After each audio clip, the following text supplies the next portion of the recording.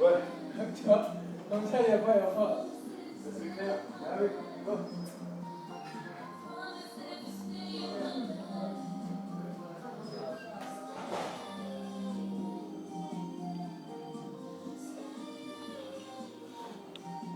Bonjour, bonjour. Bonjour tout le monde. Ce qu'on essaie de faire, on essaie de partager. On essaie de partager. Là, j'espère que je me fais entendre. Ah, j'ai pas suivi le direct, j'étais un peu occupé. Mais je dis merci à tous ceux qui m'ont tagué. Alors, je suis tombé sur le discours du professeur Maurice Kamto à Bafoussam. Franchement, c'est super intéressant. Franchement, c'est super intéressant. Franchement. Et moi, je me réjouis que cet homme soit mon maître politique aujourd'hui, sincèrement. Franchement. Quel homme, quelle ténacité, je ne sais pas. C'est très intéressant. Franchement, c'est très, très intéressant. Vous qui êtes au pays, là, franchement, bénéficiez davantage de l'aura politique de cet homme. Bénéficiez davantage de l'aura politique de cet homme. Nous n'avions pas deux. Nous n'avions pas deux. Franchement, je t'ai touché par son discours. Mais je fais vite fait un petit direct. C'est vrai que le lieu n'est pas très adéquat pour moi. Mais je pense que vu l'actualité, il était question de sortir. Je ne voulais pas garder au chaud. C'est vrai qu'il y a beaucoup de trucs qui ont été dits dans son discours. Il a recentralisé le débat. Il a répondu à beaucoup de questions. Et ça me galvanise, ça me rassure. C'est un homme qui est au parfum, qui est à l'actualité, qui sait tout ce qui se passe. Franchement. Oh non, ce monsieur, il a répondu à toutes les préoccupations. C'est quelqu'un qui est connecté, c'est quelqu'un qui sait, qui a toutes les informations de la base, qui n'est pas déconnecté de son peuple, qui connaît tout ce qui se passe. Donc, il a donné à Bafoussam aujourd'hui toutes les réponses, toutes les querelles, les invectives, toutes les questionnements, toutes les questions que nous avions, les questionnements que nous avions par rapport au combat. Il a répondu. Franchement, ce monsieur, c'est un grand homme. Il dit dans son discours que la libération des 22 prisonniers de Bafoussam ne sont que les prémices de la victoire contre l'injustice. C'est lui qui le dit. Il dit qu'ils ne vont jamais, en tout cas en ce qui concerne son parti, quelle qu'en soit la violence, la brutalité, la répression exercée sur son mouvement et ses leaders, il ne va jamais, il dit, il ne va jamais opposer, répondre par la violence. Tout ce qu'il va faire, il va les fatiguer avec la paix et la paix. Et il dit très bien que le procès contre les amis ou bien les sympathisants de son parti, les membres de son parti, n'est pas un procès judiciaire. Ce n'est pas le terrain judiciaire. C'est un procès politique. Et qui aura des solutions politiques. Il dit très bien que la libération de ces prisonniers n'est que la suite d'une injonction de l'exécutif. Parce qu'il sait très bien que ce problème est que le ministère public n'a pas de pouvoir. Le ministère public, sous ordre du ministre de la Justice, du ministère de la Justice, qui lui est contrôlé par l'exécutif, par la présidence, ont reçu l'ordre de libérer les 22 prisonniers. Et il dit que ce combat va poursuivre, qu'il ne faut pas se calmer, il ne faut pas abandonner, et qu'il va se battre pour que tout le monde retrouve la justice. Et ce qui est intéressant, c'est qu'il dit, parce que sur la toile, comme vous et moi, vous avez vu qu'il y a des gens qui se prêtaient à ce jeu de manipulation. Oui, Maurice Kamto se balade dans toute l'Europe, il a abandonné les prisonniers, il aime demander aux avocats d'enlever, de ne plus poursuivre. Les prisonniers sont abandonnés par eux-mêmes. C'est lui qui le rappelle. Hein. Il dit, mais il rassure ses camarades et les prisonniers en leur disant que ne vous laissez pas manipuler par de tels individus. Il prend d'abord son expérience. Est-ce que vous savez que pour avoir le permis de vous rendre visite a été très compliqué, très difficile? J'ai seulement eu le permis, pour le moment, j'ai le permis de rendre visite aux prisonniers de Bafoussam et de Douala. Mais Yaoundé, je n'ai jamais eu, je me bats. Et c'était fait exprès dans le but de faire comprendre, de manipuler l'opinion nationale et internationale que Maurice Kamto a abandonné ses prisonniers. Or, pour quelqu'un qu'on dit qu'il a abandonné ses prisonniers, comment est-ce qu'un monsieur, le 26 janvier, sort à côté de ses militants pour marcher le 26 janvier et embastiller avec eux? Est-ce que c'est quelqu'un qui veut véritablement fuir ses camarades? Il dit que tandis que les gens veulent manipuler la plupart, eux et le collectif d'avocats ont toujours travaillé sur la question de la libération, mais ils se sont rendus compte par la suite que, en fait, le terrain où ils attaquaient, sur le plan judiciaire, on ne pouvait pas libérer les prisonniers, que ce problème était politique. Et ils ont décidé de ne plus cautionner ou bien donner une caution au régime en place, de faire croire qu'il y a une justice. Et c'est pour ça qu'ils ont décidé d'abandonner. Mais l'abandon de la défense des prisonniers n'a pas été une décision de manière unilatérale du collectif et le parti. On a consulté les prisonniers politiques. Et les prisonniers politiques leur ont dit, mais oui, nous-mêmes nous étions fatigués. Depuis plus de 12 mois que nous sommes là, lorsque nous arrivons au tribunal, nous sommes exposés au soleil et après c'est renvoi sur renvoi. Nous-mêmes nous étions dans cette démarche de dire qu'on ne part plus, nous allons boycotter les audiences. Donc nous sommes d'accord que les avocats, ce qu'ils nous proposent, toutes les grèves qu'ils relèvent aujourd'hui pour abandonner notre défense, nous sommes d'accord de les accompagner. Voilà donc de manière collégiale où ils ont décidé ensemble, les avocats, de déposer la défense de ces prisonniers et d'exposer la manipulation de la justice au service d'un régime. Mais qu'on ne dise pas qu'il a abandonné ses prisonniers. Et il rappelle de toute l'histoire, et encore plus récente de l'histoire de notre pays, que est-ce qu'on peut lui dire quel est le parti politique qui s'occupe jour et nuit de la nutrition des prisonniers politiques? Donc au-delà de ce combat, au-delà de mener la bataille pour la libération des sympathisants du MRC, il dit bien que sur les besoins primaires alimentaires, il se rassure chaque jour que les prisonniers dissimulés dans tout le territoire de la République ont mangé à leur faim.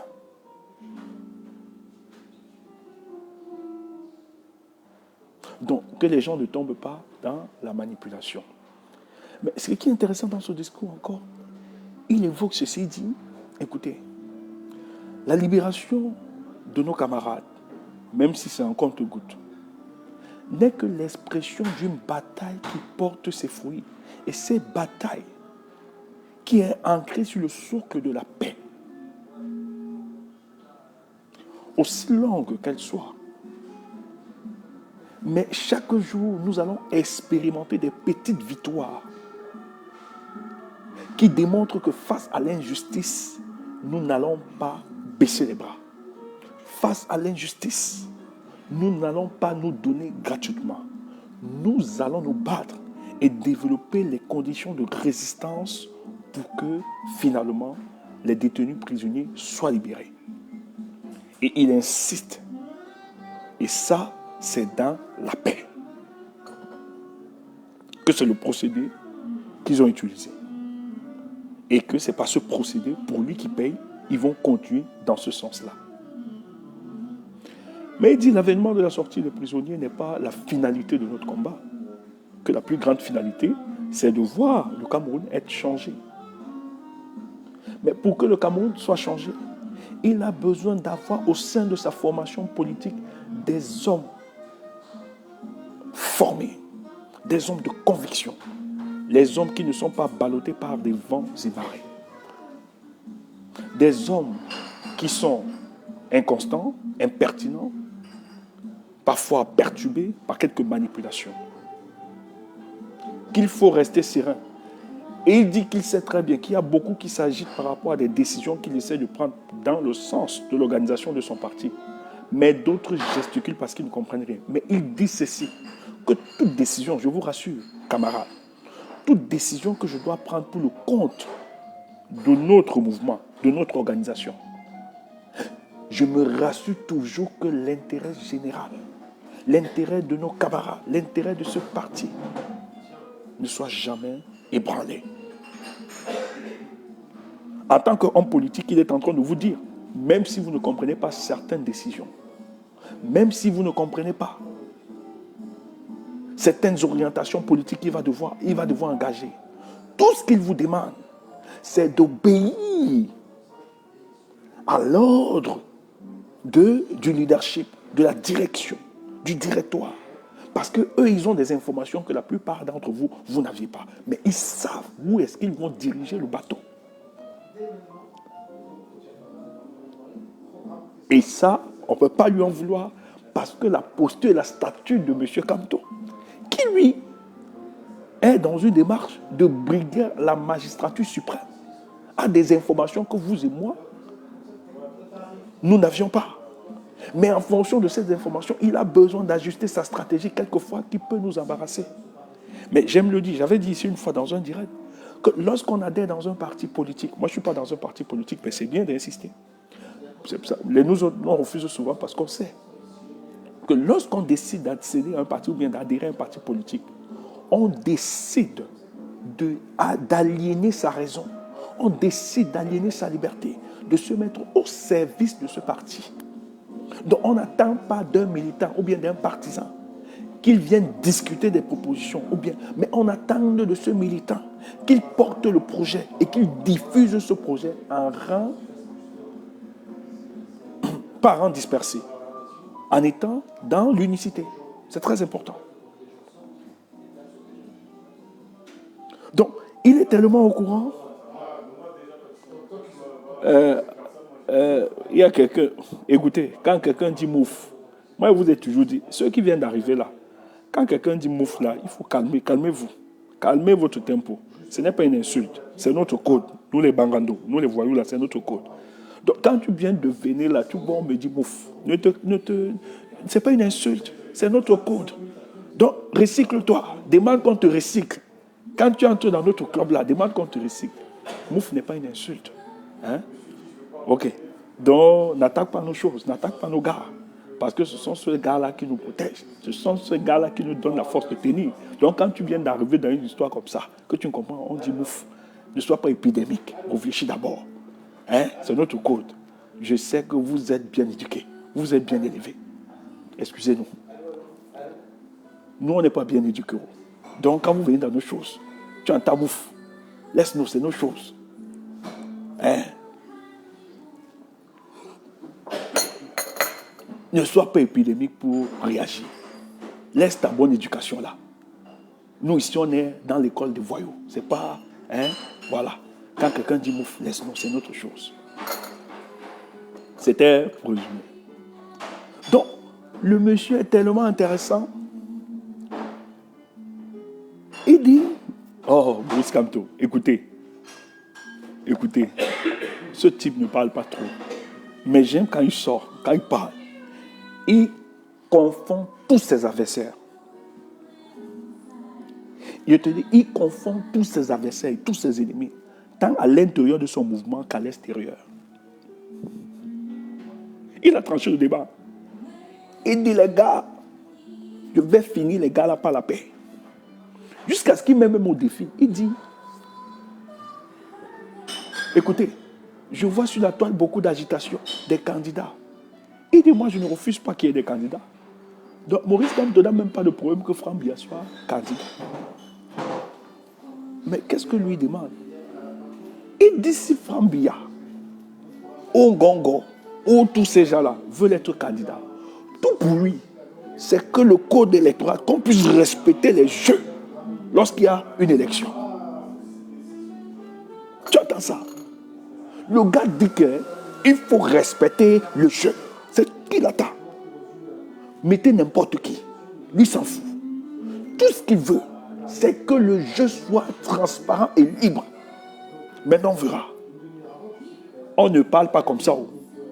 On ne parle pas comme ça. On tient ce genre de discours lorsqu'on maîtrise son rapport de force. Donc, ça n'inquiète pas. Donc, c'est un faux débat. Ceux qui veulent discuter, etc., c'est un faux débat. Pour lui, préparez-vous, organisez-vous. Faites ceci, que le RDPC manipule n'importe quoi, organise n'importe quoi. Mais le RDPC ne va plus nous imposer à la tête de ce pays. Nous ne pourrons pas nous imposer à la tête de ce pays sans passer par les règles que régissent le fonctionnement de notre société. Et les règles pour avoir quelqu'un à la tête de notre pays, c'est qu'il faut des élections. Et pour avoir élection, et ce n'est pas les urnes, pour avoir élection, il faut respecter le jeu, le code. Et ils sont en train de travailler dans ce code. Et il dit, à l'issue donc de cette élection, si les adversaires qu'on présente prennent le pouvoir, lui simuler, si on respecte le résultat des... Si les préalables sont respectés, et qu'au sortir de là, les unes déclarent ses adversaires comme vainqueurs, il se soumet au jeu de la démocratie et il salue ses adversaires.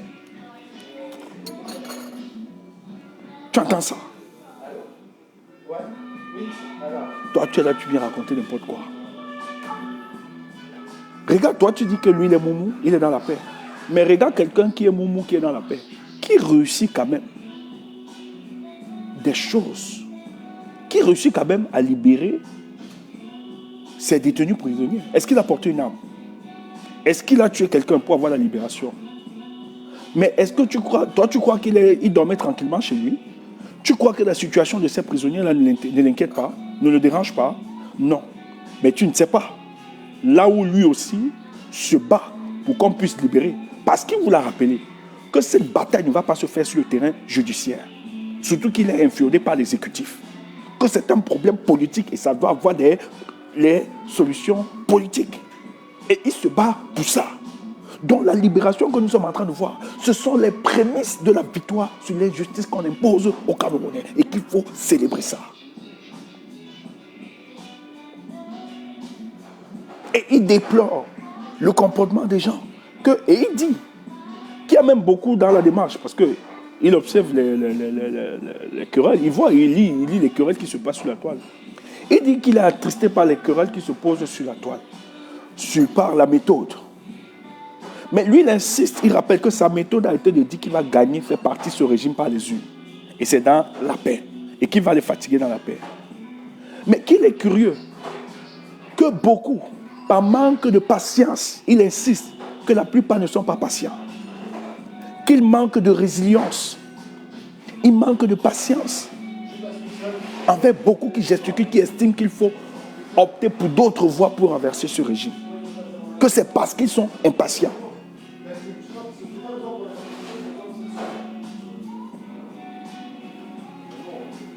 Et il dit quand on est dans cette démarche-là, dans cette condition-là, on peut faire beaucoup d'erreurs. Qu'il faut mettre dans sa tête que ce combat, ça va prendre le temps qu'il faudra. Mais le plus important, nous d'abord, nous devons être fermes dans nos convictions. Et c'est à cause de la fermeté dans nos convictions qu'on a su confondre nos adversaires politiques. Il dit que les prisonniers étant à l'intérieur, on harcelait les prisonniers, on leur dit Kamto vous a donné quoi pour que vous soyez aussi fidèles à cet homme, loyal, envers cet homme. Parce que dans le champ politique camerounais, il est impensable, inconcevable que des populations puissent soutenir un tel homme, puissent soutenir un homme politique sans avoir des contreparties. Ça n'existe plus au Cameroun. Mais le MRC a réussi à intégrer ça dans la conscience collective, qu'on peut soutenir un homme sans toutefois avoir un retour des récompenses. Mais ça, c'est la manifestation de la conviction. Et cette conviction est nourrie par quoi? Par le discours et la cohérence portée par cet homme politique. Et que c'est cette force qui donne à ce que son organisation est toujours debout. Son organisation tient et qu'on ne résume pas un parti politique par les rassemblements et les discours politiques. Mais il y a beaucoup de choses derrière un parti politique. La formation. Et que c'est la formation de ces cadres, la formation de ces militants qui a mené ceux-ci à rester téméraires, à rester ténace face à la barbarie, à la violence du régime en place. Et cette conviction a su organiser les membres du parti de donner chaque jour, de mettre le peu qu'ils pouvaient mettre, afin que nous puissions être aux côtés de ceux qui subissent une privation de liberté. Mes frères, le combat que nous menons, c'est un combat noble. C'est un combat puissant. Si tu es comme moi, nous qui avons été sevrés depuis plus de 25 ans d'un véritable opposant politique à M. Paul Biya, aujourd'hui tu as la chance et tu as l'occasion d'avoir un homme d'une certaine cohérence, d'une certaine constance, d'une certaine volonté, d'une certaine détermination, qu'il te dit, tandis que les gens sont en train de te dire que les choses n'avancent pas, que le MRC est en train de mourir. Il t'a encore parlé cet après-midi que ce parti se porte bien, la résistance se porte bien, il continue à mener le combat. Alors, est-ce que tu vas te laisser emballer par ces charlatans, par ces gars qui ne font que dans du colportage, de ragots, de mensonges, de médisance à l'endroit de son organisation Maurice Kamto? Qui sont-ils, ces petites gens qui veulent venir déséquilibrer la colonne vertébrale de ton combat? Qui sont-ils qui veulent te déstabiliser de ce que tu as arraché, de ce que tu as accroché depuis plus de quelques mois aujourd'hui que tu es engagé et que tu attends avec beaucoup de fermeté, de conviction et de foi la libération de plus de 27 millions de Camerounais? Pourquoi à la dernière minute tu veux te laisser ébranler? Pourquoi tu veux laisser que ces petites gens viennent te déséquilibrer dans ton combat? Viennent te déséquilibrer dans ce que tu as d'aussi cher. Sois focus, sois connecté, aie les yeux fixés. Parce que lui, il voit des choses. Il sait que le lendemain de ce pays sera meilleur. Et c'est pour ça qu'il s'investit par le combat. Et il est encore plus intéressant. Il dit Camerounais, quel qu'en soit tout le débat qu'on essaie de faire, il dit que le Cameroun n'est pas la propriété, je le résume, n'est pas la propriété des gens qui vous menacent, des gens qui vous promettent la mort, des gens qui vous promettent toutes les malédictions au Cameroun. Il dit que le Cameroun est la propriété de tous les Camerounais, que ce que vous faites, votre bataille, n'ayez pas peur de le faire, de porter les effigies qui sont la marque de votre conviction et de votre choix et de votre assurance. Il dit, être Camerounais n'est pas une faveur, mais être Camerounais, c'est inné en chacun de nous. Parce que, naturellement, nous n'avons pas demandé à être Camerounais. C'est un fait. D'où vient-il que les gens veulent nier notre camerounaiseté en nous? D'où vient-il que certaines personnes veulent nous faire croire qu'ils sont plus Camerounais que nous autres? D'où vient-il que les gens veulent nous diviser entre nous? D'où vient-il que les gens veulent nous dire qu'on n'a pas le droit de parler de cette nation, qui est la nation de nos pères, qui ont longtemps cultivé ce jardin? Et nous sommes juste la descendance. Frère, je suis content. Je suis galvanisé par le discours de cet homme d'une autre dimension. Je n'arrive pas à comprendre pourquoi les gens déploient autant de haine contre la personne de Maurice Kamto. Mais malgré que vous déployez la haine, malgré que vous déployez insultes, invectives, cet homme a décidé d'être républicain, d'être indomptable, d'être déterminé pour la libération de notre nation. Et ça, c'est très intéressant. Je t'invite, toi qui ne l'as pas écouté, va, tu réécoutes son discours.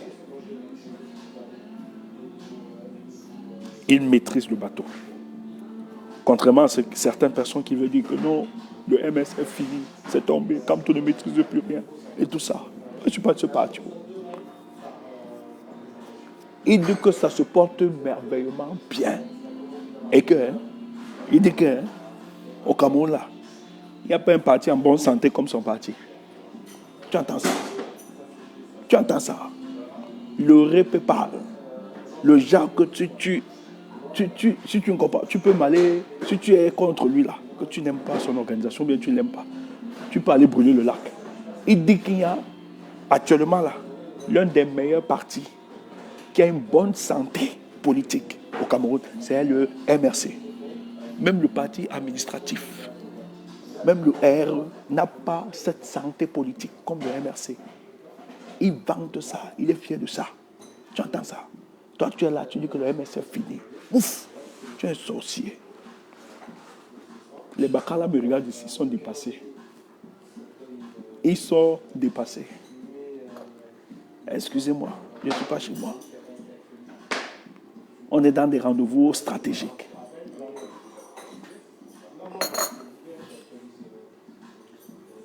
Hein? Il dit que l'un des partis politiques qui expérimente une santé politique, c'est le MSC. Même le R n'a pas cette santé politique. Tu es là, tu dis que le MSC est fini. Quand tu es mourir, que Dieu te maudisse. Que Dieu te maudisse. Tu es un danger pour nous. C'est quoi ça? Tu es qui pour venir déstabiliser ce mouvement qui nous est cher? Nous, on n'est pas de ce parti. Mais nous croyons tellement à ce parti. Parce qu'il exprime, c'est l'expression même des aspirations profondes du peuple. C'est pour ça que nous, on soutient. Même bénévolement, on n'a pas besoin. Il veut qu'on soit ou bien qu'on ne soit. Nous, on ne veut pas. On ne veut pas des postes de nomination. Tu ne nous connais pas. Tu n'as pas eu à mon topo. Au concert de Vatsero, on ne t'a pas dit. Je n'étais pas de son protocole.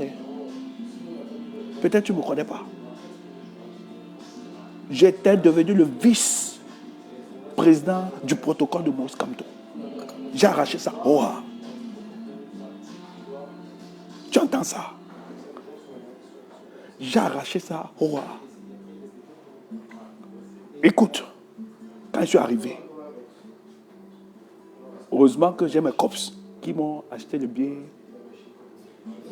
VIP.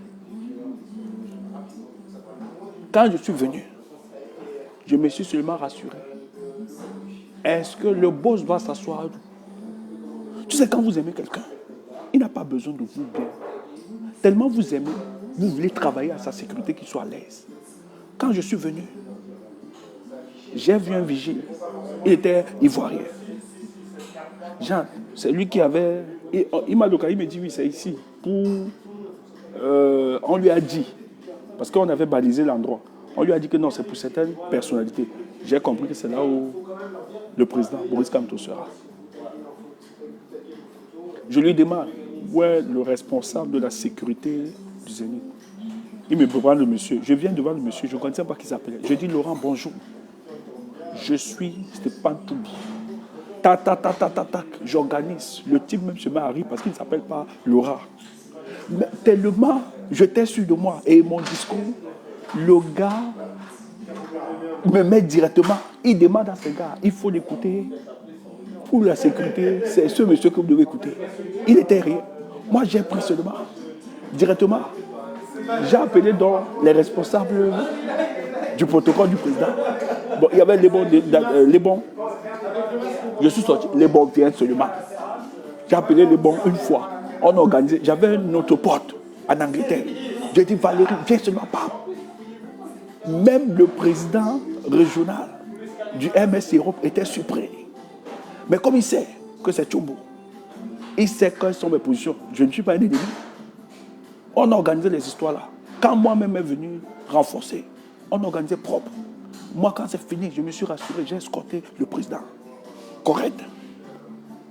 Quand on l'a escorté dans sa voiture, je me suis rassuré de partir. Mon business était fini. Tandis que les gens d'Assemo me rassuraient juste. Et surtout qu'il y a un sardinat qui n'était pas très loin. J'avais l'œil sur le sardinat. Que c'est un. Je mets une chandelle. Et après, je m'excuse. Tu entends ça? C'est ça. C'est parce qu'on aime le leader. Mais toi, ne peux pas m'imiter. Hein? Parce que c'est pas pareil. On n'imite pas Ne peux pas m'imiter. Toi, tu vas faire, on va te bloquer. Nous, quand on fait, on sait qu'on est sincère. On sait que ce n'est pas amour. Toi, ne peux pas nous imiter. Tu as entendu, non? J'ai géré le protocole propre. Maintenant, même les hauts cadres du protocole étaient au banc de touche. Ça, je ne parle pas. Ma bouche. On avait mis certains au banc de touche. Nous, on a remplacé. Une façon de te dire que si tu penses qu'il appartient seulement à ton organisation, non. Il est au-delà de l'organisation. Vous ne pouvez pas le prendre à vous seul. Il nous appartient aussi. Mais c'est parce que nous l'aimons. C'est parce que nous sommes d'accord avec sa philosophie, sa politique pour le Cameroun.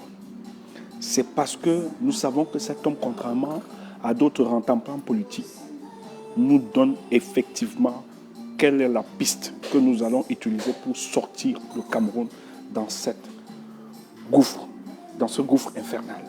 C'est intéressant. Et c'est pour cela que nous pouvons nous donner à 100% pour que les choses avancent. Et dans cette démarche-là, nous refusons d'écouter des charlatans. Nous refusons d'écouter des petites gens qui n'ont rien, qui ne sont rien et qui ne peuvent rien apporter, qui ne sont que des bluffeurs, des petits rigolos, mais qui veulent s'aimer le doute et le trouble au sein de ce mouvement. Mais la tangente que nous sommes en train de prendre, c'est une tangente très déterminante. Il va donc falloir des hommes axés sur des convictions. Si quelqu'un est là à polémiquer, à raconter n'importe quoi, il faut le zapper et avancer. Parce qu'on a besoin d'être plus concentré pour ce projet. Donc, je t'invite à aller écouter profondément. Il a dit beaucoup de choses. Je l'ai pris dans toute la globalité. Mais il y a des questions qu'il a évoquées qui semblent être des questions à bien étudier, à bien réfléchir. Des axes très importants qu'il a évoqués, qu'on peut déployer. Il a évoqué son combat dans la paix. Il a réinsisté. Il a éduqué dans ce sens-là. Il a démontré l'inféodation de l'exécutif dans tous les autres pouvoirs. Il a expliqué davantage la réalité, l'existence de son parti. Et il a expliqué le comportement du leadership de ce parti. Il a beaucoup détaillé des choses. En quelques minutes, tu peux réécouter ça pour te galvaniser.